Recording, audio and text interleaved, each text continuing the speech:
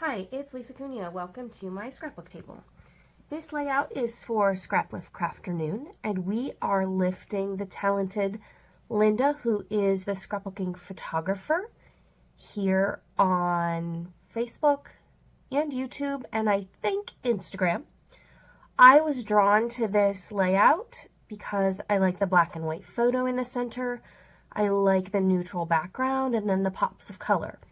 So while my theme is 100% different, I think you will see her influence in my page when I'm done. At least I see it in my head at the moment.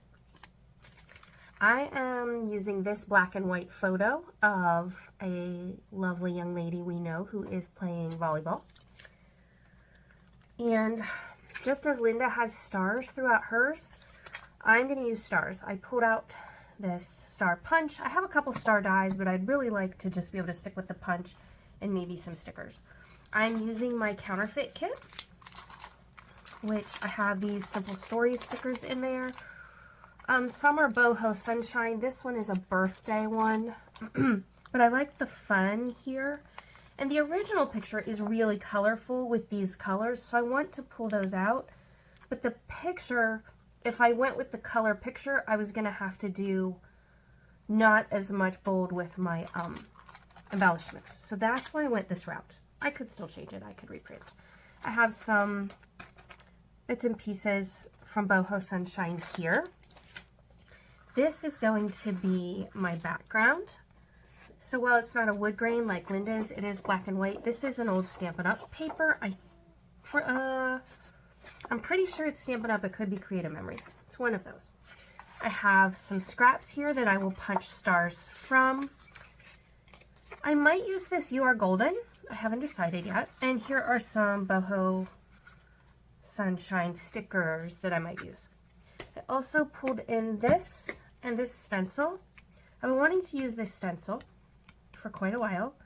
I'm going to play around with it off camera, and if I decide to use it, I'll come back on and video what I'm going to do on the layout with it.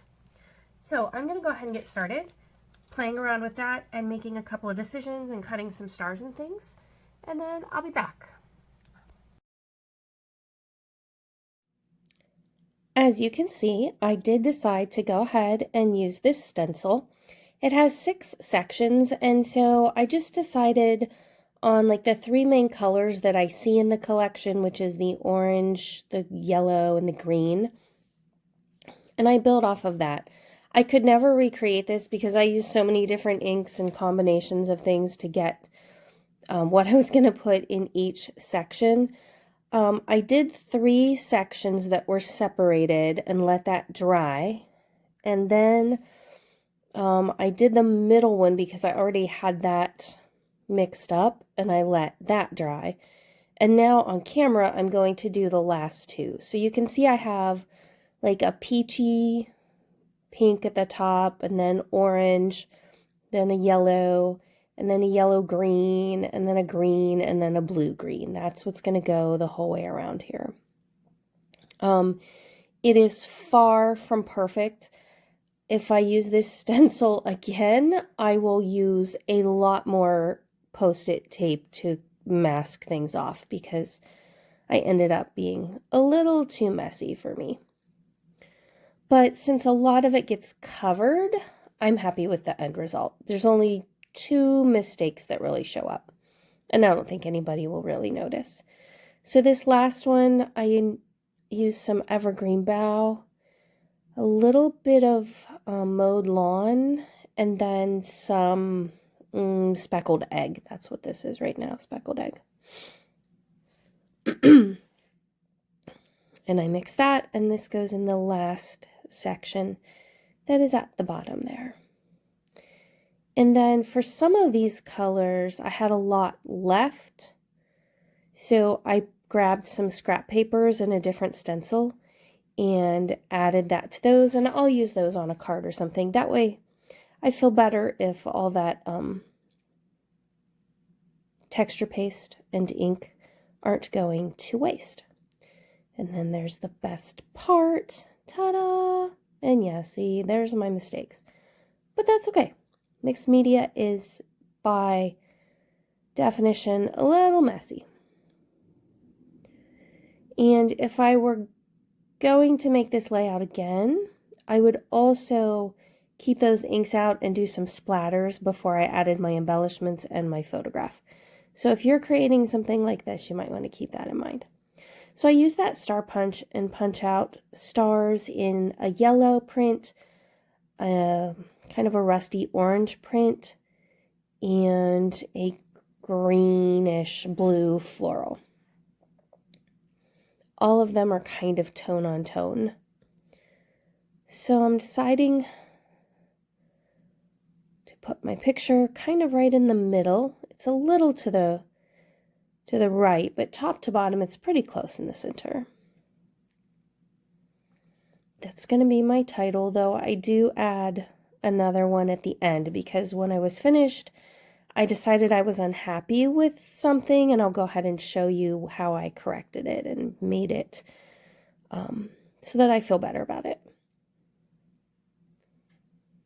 I'm looking for a journaling spot. I thought of using that one, and I liked the sunglasses there, but it was just a little too big for what I needed. So I keep looking, and I'm thinking about what stickers I might be able to use.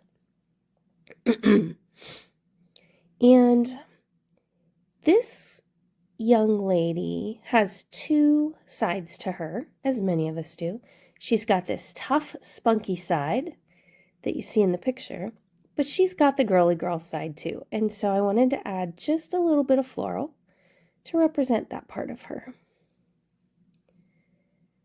And I just used my T-square ruler to help me make sure the banner ends at the same place on both sides. So even though it's probably only a 5-inch piece, it works to span the whole page. And then I add that there. I'm going to put a little rainbow on top of that. Here's my smiley face. And I start thinking about where I'm going to put the stars. So I glue down the smiley face first. It's one of those foam stickers. I have so much trouble with those. I don't know. They are kind of my nemesis. I mean, I love how they look, but I fight with them every time. And you won't see it on camera because I forgot to turn the camera on, but I had a huge fight with one toward the end of this layout. I almost had to throw the sticker away, but I think I salvaged it and it's okay. These stars are layered up on some scrap cardstock, most of them just on one piece. A few of them are on 2 pieces. And I decide I just want that to overlap the black a tiny bit. Here's the bluish green color. In person, the orange of the stars does not match quite as well as it seems to on camera. I'm not sure why that is. I also took the opportunity to pull out some little random bits and pieces from my bag of enamel dots. And not everything in there is a dot. I have some hearts and things, so you'll see at the end that I added some of those as well because I wanted some tinier sprinkles around instead of the big stars.